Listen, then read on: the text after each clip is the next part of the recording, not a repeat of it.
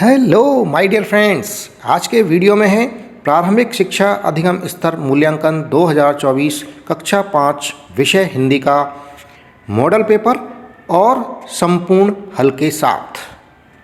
समय मिलेगा 2 घंटे 30 मिनट, पूर्णांक रहेगा 80 अंक, सामान्य निर्देश रहेंगे इस प्रकार। सबसे पहला निर्देश है विद्यार्थी सर्वप्रथम अपने नामांक, दिनांक आदि की पूर्तियाँ करें। दूसरा, प्रत्येक प्रश्न हिंदी विषय के लिए निर्धारित अधिगम क्षेत्र के अनुसार है। तीसरा है सभी प्रश्न करना अनिवार्य है। चौथा, प्रत्येक प्रश्न का उत्तर प्रश्न पत्र में दिए गए निर्धारित स्थान पर ही लिखें। पांचवा निर्देश, जिन प्रश्नों के आंतरिक खंड हैं उन सभी के उत्तर एक साथ ही लिखें। छठा निर्देश है सभी प्रश्नों के अंक उनके सामने अंकित हैं। अब पूरे पेपर का सॉल्यूशन देखेंगे। कंप्लीट सॉल्व पेपर का ये वीडियो है। सबसे पहले पढ़ना, पढ़कर समझना और लिखना। यहाँ गद्य से संबंधित प्रश्न आएंगे। 22 अंक के प्रश्न पढ़ना, पढ़कर समझना और लिखना गद्य के अंतर्गत पूछे जाएंगे। वस्तुनिष्ठ प्रश्न है। सबसे पहले सही विकल्प चुनकर कोष्टक में लिखिए। फ्रेंड्स, वस्तुनिष्ठ प्रश्न का मतलब है इस प्रश्न के 4 उत्तर मिलेंगे, जहाँ से सिर्फ एक उत्तर सही है उसे उसके सामने दिए गए कोष्टक में लिखना है। पहला वस्तुनिष्ठ प्रश्न है, बालक का स्वप्न पाठ के आधार पर लड़के ने स्वप्न की बात बताई। एक अंक के प्रश्न हैं। यहाँ सही उत्तर है द किसी को नहीं। बालक का स्वप्न पाठ के आधार पर लड़के ने स्वप्न की बात ना तो जमींदार को बताई, ना सेठ को बताई, ना पिता को बताई। तो सही उत्तर आ गया द। दूसरा वस्तुनिष्ठ प्रश्न है, राजा ने सोचा इसे हराना कठिन है। रेखांकित शब्द का अर्थ है। यहाँ रेखांकित शब्द कौन सा है? हराना। हराना के नीचे लाइन खिंची हुई है, इसे कहेंगे रेखांकित शब्द। हराना का अर्थ है, यहाँ 4 उत्तर दिए हुए हैं। ए पराजित करना, ब आज़ाद करना, से जीतना, द सम्मान करना। तो हराना का सही उत्तर है पराजित करना। हराना का अर्थ होता है पराजित करना। सही उत्तर है ए। तीसरा प्रश्न, भारतीय स्त्रियों के गुण हैं। ए लज्जा, व विनम्रता, से ममता या द उपर्युक्त सभी। तो भारतीय स्त्रियों के गुण, उनका लज्जा भी होता है, विनम्रता भी होता है और उसके अंदर ममता भी होती है। अतः सही उत्तर है द उपर्युक्त सभी। ये सारे के सारे गुण भारतीय स्त्रियों के अंदर मौजूद होते हैं। तो सामने कोष्टक लिखा हुआ है, इसमें सही उत्तर लिखेंगे द। चौथा प्रश्न, जैसलमेर को रिक्त स्थान नगरी कहते हैं। ए पहाड़ियों की, ब जंगलों की, से हवेलियों की, द नदियों की। तो जैसलमेर में सबसे ज़्यादा क्या बनी हुई हैं? हवेलियाँ। इसलिए जैसलमेर को हवेलियों की नगरी कहते हैं। तो यहाँ सही उत्तर हो गया से, हवेलियों की। सामने कोष्टक में से लिख देंगे। पांचवा प्रश्न, पन्नाधाय के पुत्र का नाम था। ए उदय, ब चंदन, से विक्रम, द पनवीर। पन्नाधाय के पुत्र का नाम था, सभी को पता है, चंदन। तो सही उत्तर आ जाएगा ब। प्रश्न संख्या 6, मेहनत की कमाई पाठ के आधार पर लड़के ने अंतिम दिन चवन्नी कुएं में क्यों नहीं फेंकी? उत्तर, लड़के को वह चवन्नी एक सेठ का संदूक उठाकर उसके घर पर पहुंचाने के बदले में मिली थी। मेहनत की कमाई होने के कारण ही लड़के ने अंतिम दिन वह चवन्नी कुएं में नहीं फेंकी, क्योंकि वो मेहनत करके कमा के लाया था उस चवन्नी को, इसलिए उस चवन्नी को उसने कुएं में नहीं फेंका। प्रश्न संख्या 7, 3 अंक के प्रश्न हैं। स्वस्थ रहने के लिए क्या क्या करना चाहिए? कोई 3 सुझाव दीजिए। उत्तर, स्वस्थ रहने के लिए 3 सुझाव निम्न प्रकार हैं। पहला सुझाव है, स्वस्थ रहने के लिए अपने आसपास का वातावरण साफ सुथरा रखना चाहिए।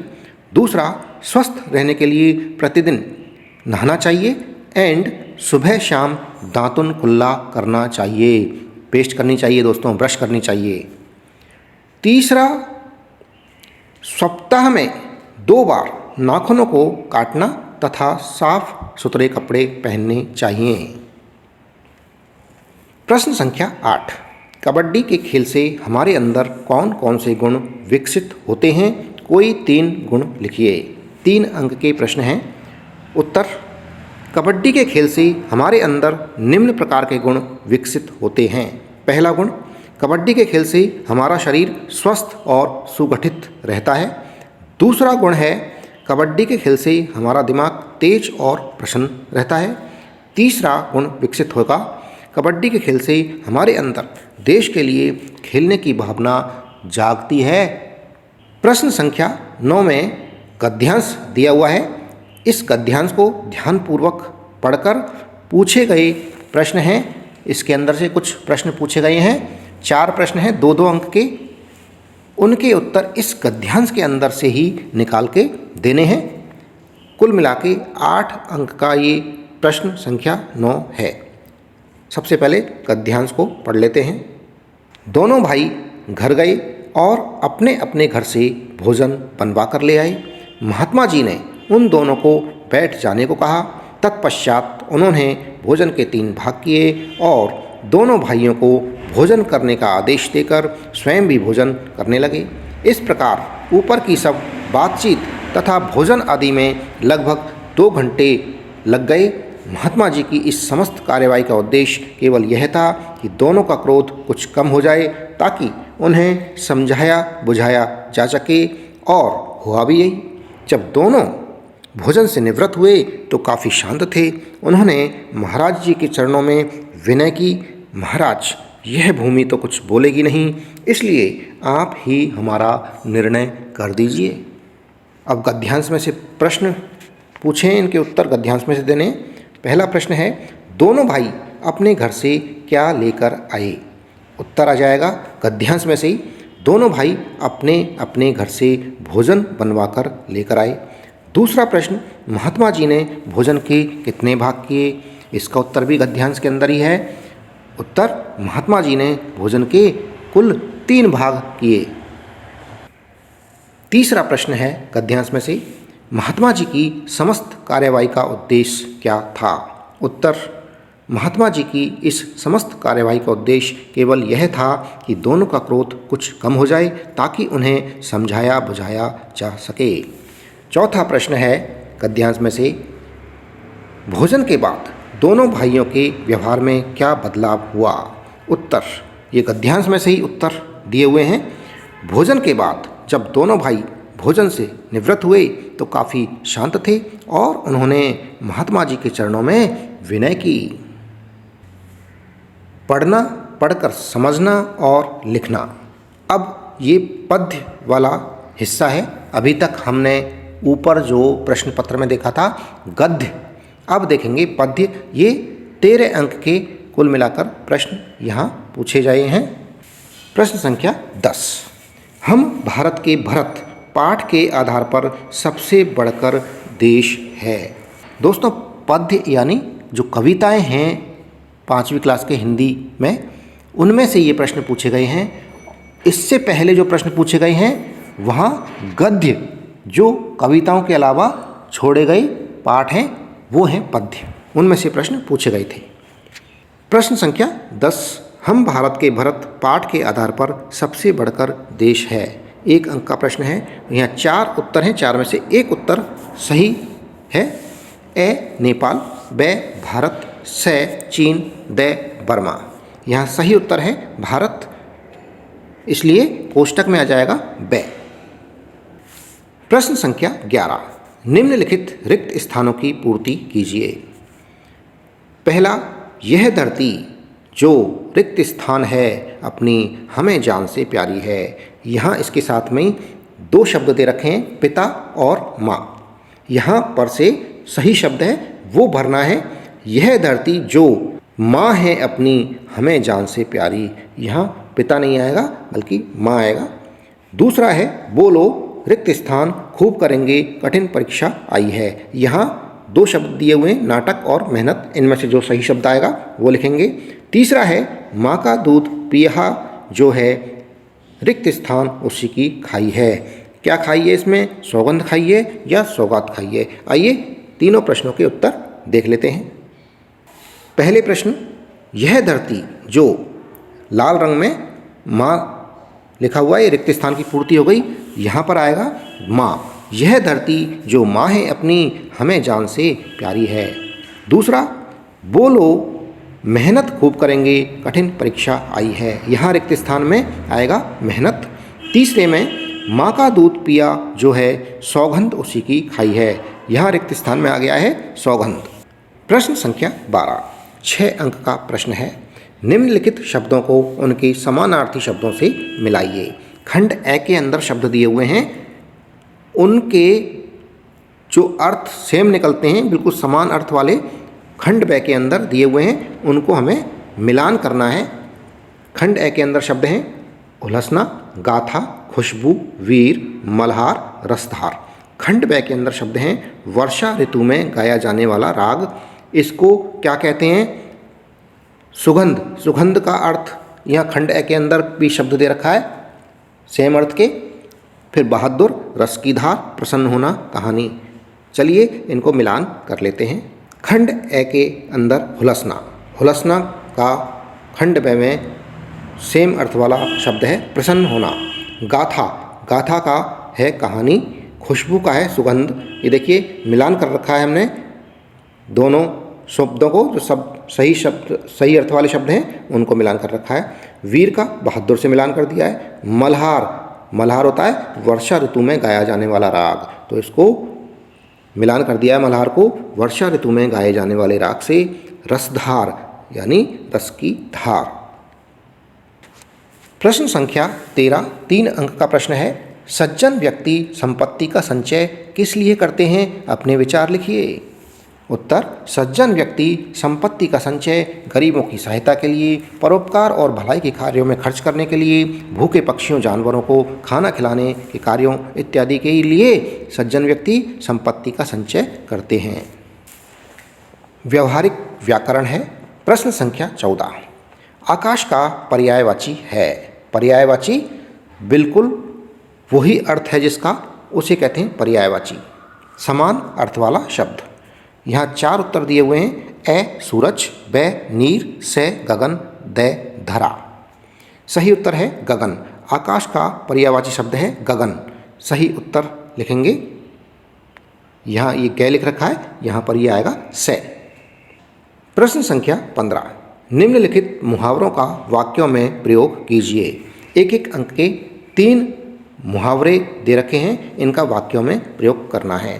पहला है 4 चांद लगाना। इसका वाक्यों में प्रयोग करेंगे। भगवान कृष्ण के मुकुट पर मोर पंख लगाते ही उनकी सुंदरता में 4 चांद लग जाते हैं। दूसरा है मुंह में पानी आना। इसका वाक्य में प्रयोग करेंगे। हलवाई की दुकान में गर्मा गर्म रस भरी जलेबियों को देखकर सोहन के मुंह में पानी आ गया। तीसरा मुहावरा है फूले ने समाना। उत्तर, सोनू को जब बड़े और नामी विद्यालय में एडमिशन मिला तो सोनू की मम्मी फूले नहीं समाई। प्रश्न संख्या 16, निम्नलिखित विशेषण शब्दों का वाक्यों में प्रयोग कीजिए। एक एक अंक के 3 प्रश्न पूछे गए हैं प्रश्न संख्या 16 में। पहला है सुंदर। इसका वाक्य में प्रयोग करेंगे। वह कितना सुंदर पक्षी है। दूसरा सच्चा, वह सच्चा आदमी है। तीसरा गहरा, वहाँ एक गहरा कुआं है। प्रश्न संख्या 17, निम्नलिखित शब्दों के विपरीत अर्थ बताने वाले शब्द बनाइए। 17 में ए है, निम्नलिखित शब्दों के विपरीत अर्थ बताने वाले शब्द बनाइए। एक एक अंक के 3 प्रश्न हैं। रात, कठोर, सच। उत्तर हैं विपरीत अर्थ। रात का हो गया विपरीत अर्थ दिन, कठोर का हो गया नर्म, सच का हो गया झूठ। 17वें प्रश्न में बे है, निम्नलिखित शब्दों के लिंग बदलकर नए शब्द बनाइए। एक एक अंक के 3 दे रखे हैं शब्द, उनके लिंग बदलकर नए शब्द बनाने हैं। शेर, मोर और घोड़ा। उत्तर में शेर का शेरनी हो जाएगा, मोर का लिंग बदलेगा मोरनी, घोड़े का लिंग बदलकर हो जाएगा घोड़ी। प्रश्न संख्या 18। निम्नलिखित में से किसी एक विषय पर कहानी लिखिए। 6 अंक का प्रश्न है। 3 कहानियाँ पूछी गई हैं। 3 में से कोई एक कहानी आपको लिखनी है जो सही तरीके से आपको याद हो और आती है।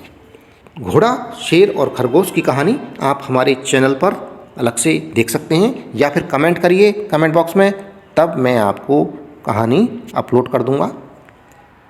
दूसरी कहानी देखते हैं, बंदर और मगरमच्छ। बंदर और मगरमच्छ की कहानी देखेंगे। समुद्र तट पर एक विशाल जामुन का वृक्ष था। उस वृक्ष पर एक वानर अर्थात बंदर रहता था। एक दिन समुद्र से निकलकर एक मगर उस पेड़ के नीचे रेत पर आकर लेट गया। वानर ने उसे जामुन के फल दिए। इस तरह उन दोनों में मित्रता हो गई। एक दिन मगर वानर के पास गया और बोला कि मेरी पत्नी तुमसे मिलना चाहती है, तुम मेरी पीठ पर बैठकर समुद्र के बीच में उससे मिलने चलो। वानर उसकी बातों में आ गया और उसकी पीठ पर बैठ गया। बीच समुद्र में जाने पर मगर ने कहा कि मेरी पत्नी ने तुम्हें मिलने के लिए नहीं बल्कि तुम्हारा हृदय अर्थात दिल खाने के लिए बुलाया है, इसलिए मैंने तुम्हारे साथ छल किया है। वानर ने चतुराई से कहा कि तुमने पहले क्यों नहीं बताया? मेरा हृदय पेड़ पर रखा रहता है, वापस चलो, मैं पेड़ से अपना हृदय ले आता हूँ। मूर्ख मगरमच्छ वानर की बात में आ गया। वह उसे वापस ले आया। तब वानर शीघ्रता से उसकी पीठ से उतरकर पेड़ पर चढ़ा और बोला कि अरे मूर्ख, क्या शरीर से हृदय अलग रहता है? विश्वासघाती धोखेबाज, दूर हट जा, फिर कभी इस पेड़ के नीचे मत आना। इससे शिक्षा क्या मिलती है? मित्रों के साथ छल एवं विश्वासघात नहीं करना चाहिए। दूसरी कहानी है, किसान और उसके 4 बेटे। एक बार एक बूढ़ा किसान था। उसके 4 बेटे थे। वे बहुत ही आलसी थे, कुछ भी काम नहीं करते थे। किसान बहुत चिंतित रहता था, दुखी रहता था। एक बार वह किसान बहुत बीमार हो गया। उसने एक योजना बनाई। उसने अपने 4 बेटों को बुलाया। उसने उनसे कहा कि उसके खेत में खजाना छिपा हुआ है, उन्हें खेत को खोदकर खजाना प्राप्त कर लेना चाहिए। कुछ समय बाद उस किसान की मृत्यु हो गई। उसके पुत्रों ने जाकर खेत को खोदा किंतु उन्हें कोई खजाना नहीं मिला। वे बहुत उदास हुए। उनकी माता ने उन्हें खेत को बोने की सलाह दी। उन्होंने ऐसा ही किया। फसल बहुत अच्छी हुई, जिसे बेचकर उन्हें बहुत सारा धन प्राप्त हुआ। वे अपने पिता के शब्दों का अर्थ समझ गए। अब उन्होंने अपने जीवन में कठिन परिश्रम शुरू कर दिया और जल्दी ही वे बहुत धनवान हो गए। अब वे खुश थे। शिक्षा काम ही पूजा है। प्रश्न संख्या 19। 6 अंक का प्रश्न है।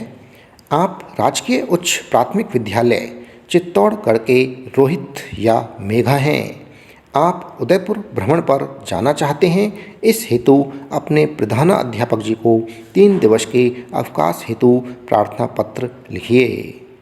दोस्तों, यदि आप छात्र हैं तो रोहित नाम का उपयोग में लेना है, और यदि आप छात्रा हैं, गर्ल हैं, तो यहाँ से नाम लेना है मेघा। मेघा बनकर आपको पत्र लिखना है। प्रार्थना पत्र देख लेते हैं। सेवा में श्रीमान प्रधानाध्यापक महोदय, राजकीय उच्च प्राथमिक विद्यालय चित्तौड़गढ़। विषय 3 दिवस के अवकाश हेतु प्रार्थना पत्र। महोदय, नम्र निवेदन है, मैं अपने परिवार के साथ दिनांक इतने से भ्रमण के लिए उदयपुर जा रहा हूँ। इस कारण से मैं दिनांक इतने से लेकर दिनांक इतने तक विद्यालय आने में असमर्थ हूँ। अतः आपसे प्रार्थना है कि मुझे उक्त 3 दिवस का अवकाश देने की कृपा करें। धन्यवाद। यहाँ दिनांक आ जाएगी जिस दिन आप एप्लीकेशन लिख रहे हैं, प्रार्थना पत्र दे रहे हैं अपने प्रधानाध्यापक को, और इसके बाद आ जाएगा आपका आज्ञाकारी शिष्य या शिष्या। यदि आप बॉय हैं तो अपना नाम यूज करना है रोहित, और यदि गर्ल हैं तो नाम लेना है मेघा। आप जिस क्लास में पढ़ रहे हैं वो क्लास लिखेंगे। प्रश्न संख्या 20। 6 अंक का प्रश्न है। वर्ग पहेली में वर्णित अक्षरों की सहायता से पूछे गए प्रश्नों के उत्तर दीजिए। यहाँ देखिए वर्ग पहेली में अक्षर लिखे हुए हैं। पहले कोने वाले जो पहली जो पंक्ति है वहाँ पहला अक्षर है अंग, फिर गु, फिर रे, तो इस तरह से बन गया अंगूर। इस तरह से यहाँ पहली जो लाइन है उसके अंदर अंतिम कॉलम है, अंतिम बॉक्स है, उसके अंदर लिखा हुआ है कै, फिर उसके नीचे ले, फिर उसके नीचे मैं। इस तरह से बन गई कलम। इस तरह से हम यहाँ से जो प्रश्न पूछे गए हैं उनके उत्तर देंगे। वर्ग पहेली में से प्रश्न पूछे गए हैं। पहला प्रश्न है एक फल का नाम। यहाँ से एक फल का नाम लिखना है। दूसरा है कुएं से पानी निकालने का साधन। तीसरा राजा का निवास स्थान। चौथा एक सब्जी का नाम ढूंढना है इसमें से। पांचवा लेखनी या लिखने का साधन। छठा एक व्यक्ति का नाम। यहाँ देखिए वर्ग पहेली में मैंने अलग अलग रंग भरकर शब्दों को दिखाया गया है। यहाँ पहला शब्द बन रहा है फल का नाम अंगूर, दूसरा है कलम, तीसरा बना हुआ है महल, चौथा है मटर, एक है नाम रतन, एक व्यक्ति का नाम है रतन। इस तरह से एक और है रहट, रे है ट। ऊपर ही ऊपर आप देखिए पहली पंक्ति में रे आ रहा है, फिर उसके नीचे चले जाइए तो है आ रहा है, फिर टे आ रहा है। इस तरह से रहट बन गया। अब इन प्रश्नों के उत्तर हम आसानी से लिख सकते हैं। एक फल का नाम अंगूर हो गया। कुएं से पानी निकालने का साधन होता है रहट, रहट भी हमने ढूंढ लिया है। राजा का निवास स्थान होता है महल, महल भी हमने इस वर्ग पहेली में से ढूंढ कर निकाल लिया है। एक सब्जी का नाम मटर भी निकाल लिया है। लेखनी या लिखने का साधन वो है कलम, कलम भी देख लिया है। इसके बाद एक व्यक्ति का नाम, वो व्यक्ति का नाम भी हमें मिल गया है रतन। प्रश्न संख्या 21, निम्नलिखित में से किसी एक विषय पर निबंध लिखिए। 3 विषय पर निबंध लिखने के लिए पूछा गया है। किसी एक विषय पर आपको निबंध लिखना है। 6 अंक का प्रश्न है। पहला विषय है हमारा विद्यालय, दूसरा मेरा आदर्श काम, तीसरा मेरा परिवार।